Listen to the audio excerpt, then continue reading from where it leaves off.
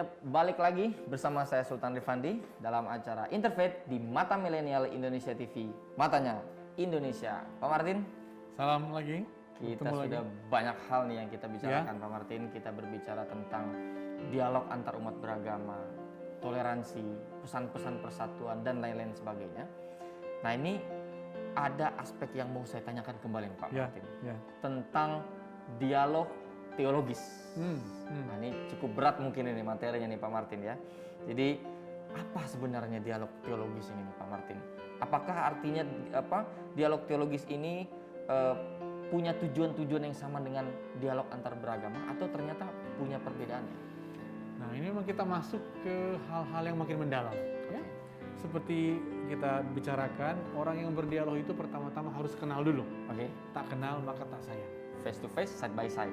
Face to face, side by side. Saya harus cukup tahu hukum Islam, kurang lebih saya harus tahu apa yang disebut pilar-pilar iman gitu ya, Islam. Rukun iman. Rukun iman udah tahu.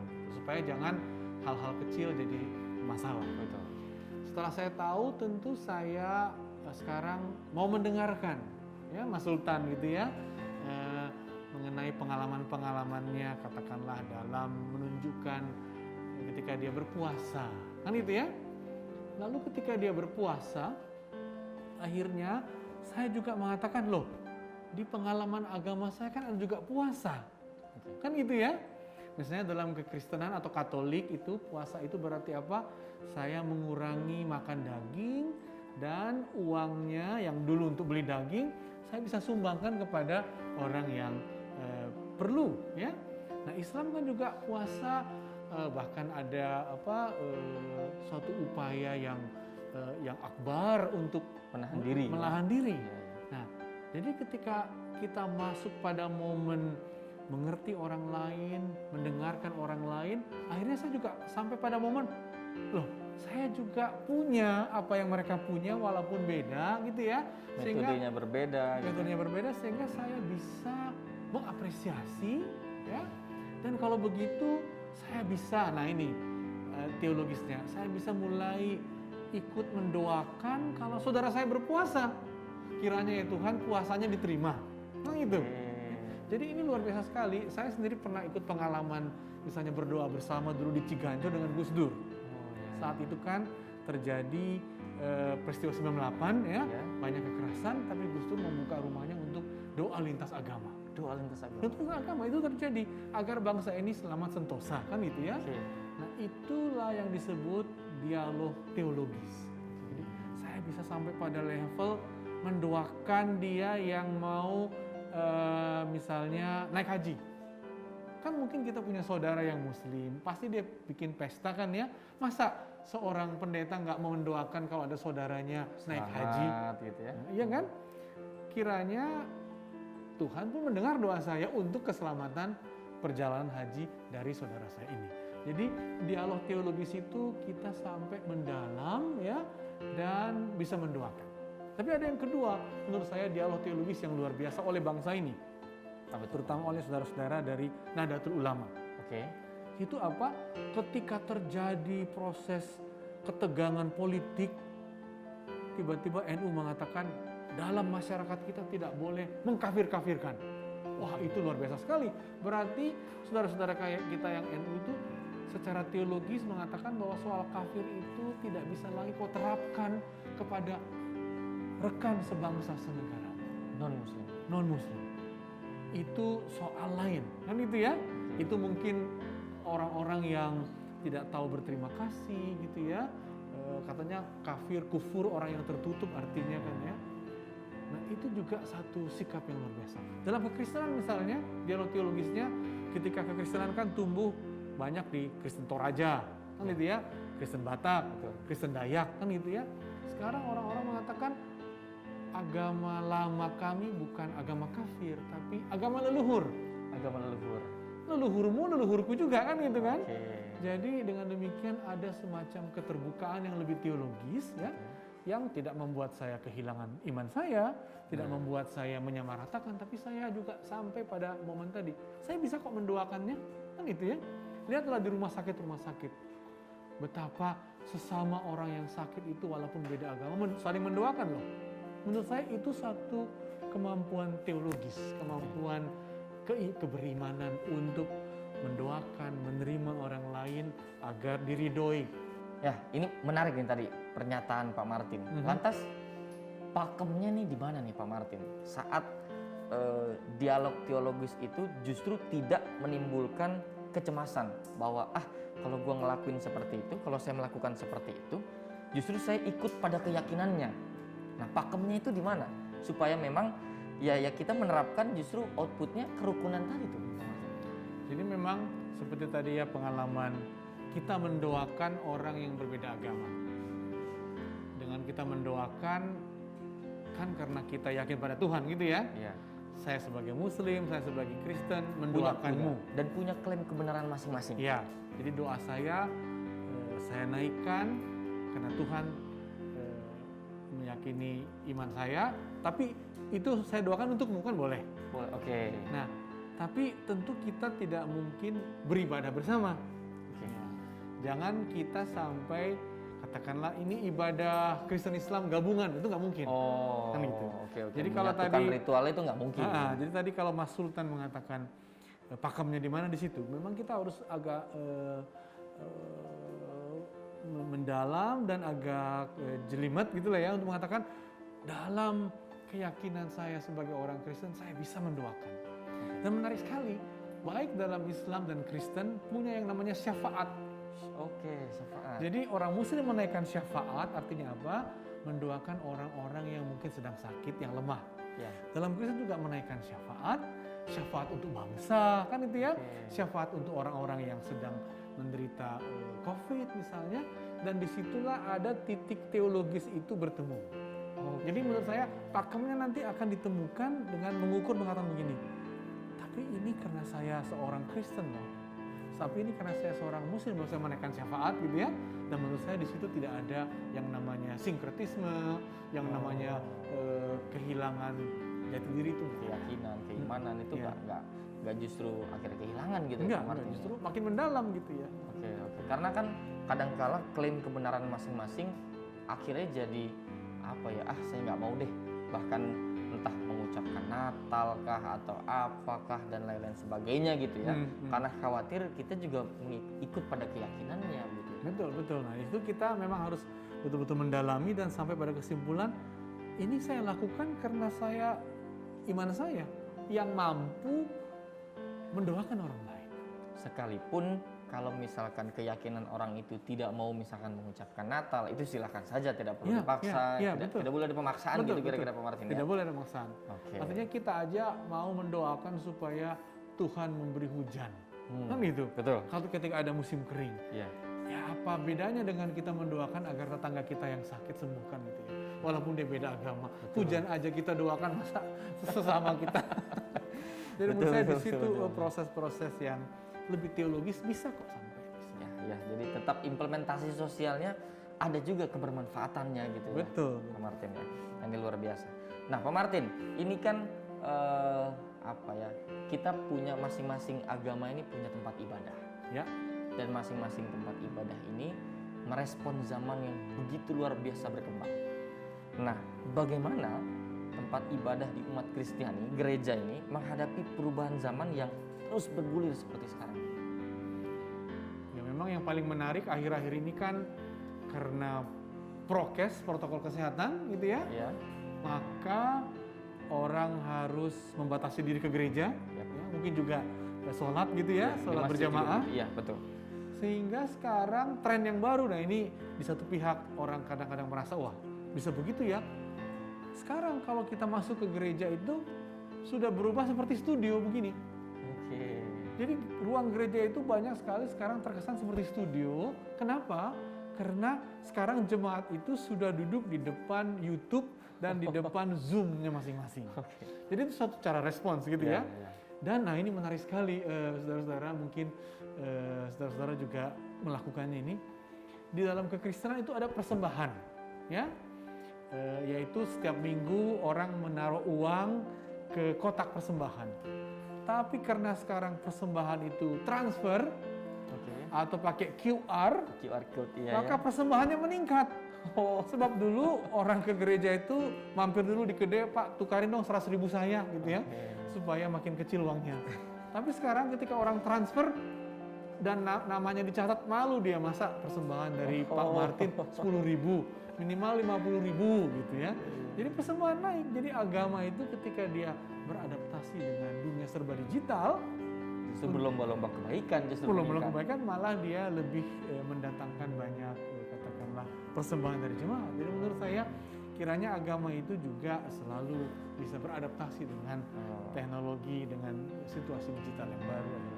Tapi apakah ada aturan menyeluruh nih Pak Martin bagi para tokoh agama, misalkan pendeta atau pastor di dalam memimpin umat gitu ya, terhadap perubahan cara pewartaan, Pak Martin? Atau itu adalah pilihan masing-masing pendeta dan melakukan dengan cara sendiri-sendiri? Ya memang dalam kekristenan mungkin seperti Islam juga sudah ada sholatnya berapa rakaat gitu ya. Nah kalau dalam kekristenan ada yang namanya liturgi. Jadi liturgi itu adalah tata ibadah gitu ya, yang kurang lebih sudah menjadi semacam pakem. Tentu dengan situasi lebih digital, maka sekarang banyak pendeta sudah berkhotbah gitu pakai PowerPoint gitu ya, pakai gambar-gambar animasi yang lebih hidup gitu ya, pakai musik yang lebih kuat suaranya untuk menambah katakanlah semangat dari model ibadahnya. Jadi menurut saya ada adaptasi tapi ya kiranya masih dalam satu platform koridor pakem yang tersedia. Ya oke. Berarti memang kalau kita bicara tempat ibadah tadi kan sebetulnya sudah disinggung sama Pak Martin. Artinya ketika ingin membangun gereja katakanlah gitu ya, lalu ada penolakan gitu ya, ada perdebatan di dalam masyarakat. Nah bagaimana nih gereja menghadapi secara bijaksana dengan kepala dingin gitu katakanlah jika di suatu daerah mendapat tantangan tadi, itu ada penolakan seperti itu? Kita udah ditolong oleh namanya surat bersama ya, perber namanya, peraturan bersama menteri, agar untuk upaya-upaya mengatasi kesulitan membangun rumah ibadah, maka warga di situ harus diajak urun rembuk gitu ya, lalu diminta nasihat kepada Forum Kerukunan Umat Beragama FKUB. Jadi ada platform dari pemerintah yang menyiapkan ruang untuk bermusyawarah. Itu yang satu. Yang kedua, kiranya juga warga di situ kita bisa yakinkan dengan meminta tanda tangan gitu ya, agar mereka bisa mengizinkannya. Nah, jadi menurut saya platform atau cara-cara yang bersifat formal ini dengan peraturan menteri ya, kiranya ditempuh, tapi sebenarnya juga kita bisa memakai cara-cara yang lebih Indonesia gitu. Maksudnya cara-cara adat ya, cara-cara kekeluargaan, cara-cara yang lebih seperti tadi Pak Sultan bilang kebermanfaatannya gitu ya. Dan menurut saya banyak jalan yang bisa ditempuh untuk saling menerima. Memang yang paling berat itu misalnya pembangunan GKI Yasmin ya, yang sampai jadi media internasional, tapi untung Wali Kota Bogor bisa mengatasinya dengan caranya sendiri gitu ya. Nah, jadi memang kesulitan-kesulitan membangun gereja itu punya banyak alasan. Tidak boleh mengatakan alasannya karena umat ini menolak kami, enggak. Tapi ada kasus-kasus tertentu yang di situ. Nah, kita harus masuk kepada kasus itu, selesaikan kasus itu dengan cara kekeluargaan, dengan cara formal, pasti bisa. Selesaikan kasusnya dan hentikan konfliknya, jangan sampai malah konflik beragama. Betul, itu dia. Dan itu terjadi dan kita berhasil. Hari ini kan hanya tinggal beberapa aja yang kesulitan. Itu pun karena politisi daerah ingin mendapat suara dengan menciptakan semacam anti ini, makanya suaranya naik. Ada unsur-unsur politik justru di sana. Itu justru yang terjadi. Nah ini ada pertanyaan terakhir nih sebenarnya, Pak Martin. Sultan. Ini kan evangelisme ini adalah sebuah nama bagi kerja perkabaran Injil, Pak Martin, yang tidak hanya berlaku pada non-Kristiani, bahkan pada orang Kristen pun dia berlaku, gitu kan. Nah, bagaimana pengabaran Injil sekarang ini didekatkan dengan isu kemiskinan dan ketimpangan sosial? Efek pandemi kan luar biasa, Pak Martin. Bagaimana Jadi memang sekali lagi kita bisa saling belajar kan gitu ya. Oke. Pekabaran Injil itu dalam bahasa saudara-saudara yang Muslim kan dakwah. Kan gitu ya. Oke, dalam Jadi istilah dakwah Islam itu berdakwah. Dakwah Islam, pekabaran Injil tentu mengalami perkembangannya, kan gitu ya. Tentu mengalami apa yang disebut kemajuan masing-masing. Oke. Nah, sehingga bisa saling belajar nih. Ya. Saya punya teman dari, ini sekali lagi Muhammadiyah ini ya, Oh, Pak iya. Muti itu ya. Pak Muti dia cerita bahwa di NTT mayoritas murid-murid sekolah Muhammadiyah itu orang Kristen. Oke. Karena Muhammadiyah di NTT mengembangkan pendidikan untuk tentu saja mengatasi kemiskinan. Peningkatan kualitas sumber daya manusia gitu. Ya, nah jadi menurut saya metode-metode inilah yang kita harus temukan dengan saling belajar gitu ya. Dengan fokus apa? Fokus di sini ada masalah kehidupan bersama dan menurut saya ya, mengapa orang bisa bersahabat dengan Muhammadiyah di NTT? Padahal NTT Kristen. Mengapa orang bisa bersahabat dengan katakanlah sekolah-sekolah Kristen yang ada di Jakarta misalnya walaupun dia Muslim? Karena memang itu semua dikerjakan untuk kemanusiaan. Jadi Ada alasan kemanusiaan di sana. betul. Jadi pekabaran Injil, dakwah apapun namanya, begitu dia mampu meningkatkan harkat kemanusiaan saya, begitu dia mampu menolong kehidupan saya, maka dakwah dan evangelisasi atau pekabaran Injil justru akan diterima sebagai hal yang sungguh bermanfaat dan berfaedah bagi kemanusiaan. Ini Jadi berarti- disitulah transformasinya. Gitu. Betul, betul. Berarti masyarakat memang harus paham terhadap konsep kemanusiaan tadi ya. Betul. Apa nih sebetulnya yang kalau mau diterjemahkan konsep kemanusiaan ini dalam konteks umat beragama ini apa nih sebetulnya Pak Martin? Saya kira hampir sama semua ya. Dan itu juga terkait dengan prinsip Pancasila kita. Jadi sekarang yang kita harus betul-betul hadapi adalah bagaimana sila kelima, keadilan sosial. Keadilan sosial bagi seluruh Itu rakyat Indonesia. betul-betul nyata. Seluruh rakyat Indonesia, bukan Seluruh. hanya pada umat tertentu Ya. saja.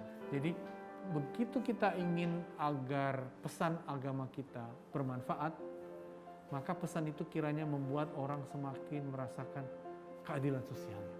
Ya. Nah disitulah justru menurut saya dan menurut banyak orang titik kritis bangsa kita. Ya.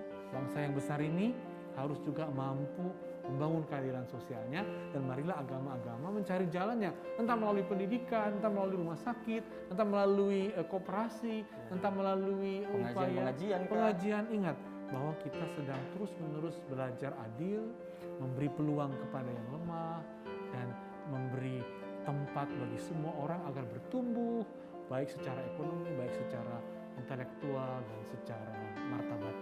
Di situ kuncinya. Berarti keadilan sosial ini justru bisa menjadi perekat antar umat beragama gitu kan? Betul, betul sekali. Bukan hanya perekat antar umat agama, tapi juga kita betul-betul bisa menjalankan apa yang disebut kemanusiaan yang adil itu sebagai perekat kebangsaan kita. Nah, lantas bagaimana nih agar tokoh-tokoh agama atau apa istilahnya ya para tokoh-tokoh agama lah katakanlah ya itu punya semangat yang sama nih untuk menyatakan bahwa kita harus rukun. Gimana nih kira-kira Pak Martin? Jadi bukan hanya umat Kristen saja, bukan hanya umat masing-masing saja, tapi seluruh umat beragama punya kesamaan frekuensi yang sama. Bagaimana kira-kira Pak Martin? Jadi memang kiranya tokoh-tokoh agama kita itu semakin sadar bahwa begitu kita menjaga ruang Indonesia ini, maka ruang umat masing-masing akan terjaga. Salah kalau kita kira aku yang penting menjaga halamanku, kampung ini nggak apa-apa terbakar. Salah. Salah itu ya? Salah itu, justru akan nanti kena juga rumahmu merembet juga kan itu ya. Tapi kalau saya bisa menjaga semua negeri ini, maka kamar-kamar atau tempat-tempat lain itu akan terjaga. Katanya begini, kita ini sekarang dalam satu kapal sebenarnya. Memang kita punya ruang-ruang di kapal kamar kita kan gitu ya. Paling besar gitu katanya Pak Martin ya. Tapi kalau kamar orang bocor, kita ikut tenggelam loh.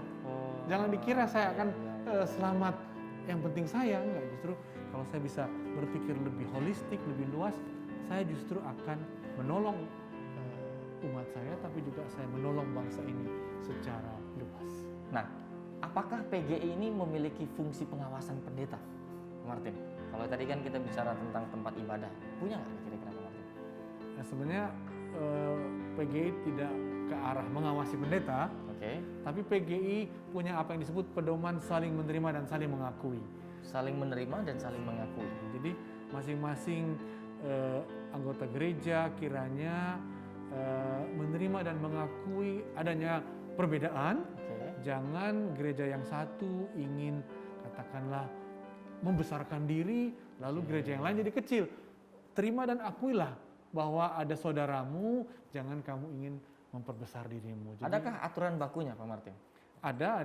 Jadi ada namanya dokumen keesaan gereja, dokumen yang meminta kita agar jangan ada dominasi antara gereja gitu ya, tapi bertolong-tolonganlah karena banyak juga kan orang-orang yang gereja lain yang lebih lemah dan mungkin lebih membutuhkan pertolongan. Jangan karena kau kuat maka kau akan mengambilnya gitu. Ada itu. Maksudnya apa nih? Mau mengambilnya itu maksudnya seperti apa, Pak? Memindahkan keanggotaan gereja ke gereja saya yang lebih besar. Karena saya punya peralatan, karena saya punya apa yang lebih wah, saya membuat gereja lain semakin gak berdaya. Tapi ada pedoman saling menerima. Nah, lalu apakah ada gitu pertemuan seluruh gereja Pak Martin di seluruh Indonesia kira-kira Pak Martin? Ada. Pertemuan gereja itu disebut Sidang Raya PGI. Sidang Raya PGI. Jadi di satu tempat semua wakil-wakil gereja diundang ya. Tapi kalau ada pun aliran-aliran Kristen yang berbeda gitu ya, yang disebut sekte-sekte, ada juga namanya forum ekumene, forum antar gereja di kota-kota gitu. Jadi ada forum pemimpin gereja, forum kerukunan intern namanya, yang dibantu oleh Departemen Agama juga. Justru disokong dengan pemerintah juga gitu ya Pak Martin ya. Oke, luar biasa. Mungkin terakhir nih kita kasih pesan untuk pemirsa dan milenial supaya bisa mengimplementasikan apa yang dikatakan oleh Pak Martin mungkin sebelum kita tutup acaranya. Ya, sebenarnya hubungan antar agama itu hubungan antar pribadi juga. Hubungan antar agama adalah hubungan pribadi juga. Iya. Bersahabatlah, tapi persahabatan yang bermutu harus mulai dengan mengenal.